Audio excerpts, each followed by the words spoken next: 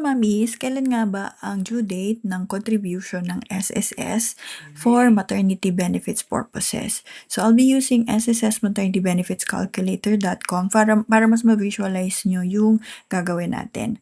Right? So, kung pwede mo itong gamitan ha, pang estimate or pang check kung magkano yung pwede mo makuha kay SSS for MatBen. Okay? So, ang EDD natin is February 2027. So, qualifying period is October 2025 to September 2026. So, sample lang to ha. So, kung halimbawa ang babayaran nyo is for October, ang magiging due date nito is on or before end of the following month. So, ibig sabihin, for October contribution, ang magiging due niya is November, on or before end of November. So, ganun din. Kung November yung babayaran mo, ang magiging due nito is on or before end of December. Na kung halimbawa, quarterly kayo nagbabayad. Let's say for example, October, November, December. So, kailangan mo siyang mabayaran on or before end of January. So, ganun din. Ulitin natin.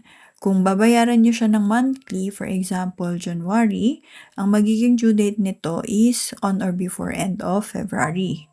And then for February, ang magiging due nito is on or before end of March. Again, kung quarterly kayo magbabayad, January, February, March, ibig sabihin ng quarterly, isang bagsakan kayo ha. Dito sa quarter na to, for January, February, March, ang magiging due niya is on or before end of April. So, ganun din. May, ang magiging due nito is on or before end of June kung monthly.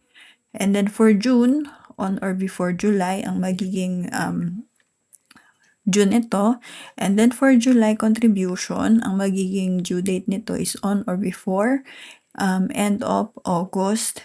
For quarterly, kailangan mong iba yung iba yung due ng MatBen for quarterly para dun sa last quarter mo or dun sa last qualifying period mo. For example, July, August, September. So, yung September, pwede mo siyang or kailangan mo siyang mabayaran on or before September din. Okay, so bakit?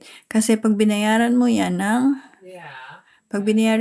October, okay, so magiging late payment na siya. So, yun lang yung difference niya. Yung last month ng qualifying period mo, kailangan mabayaran mo rin siya on the same month ng last month ng qualifying period mo.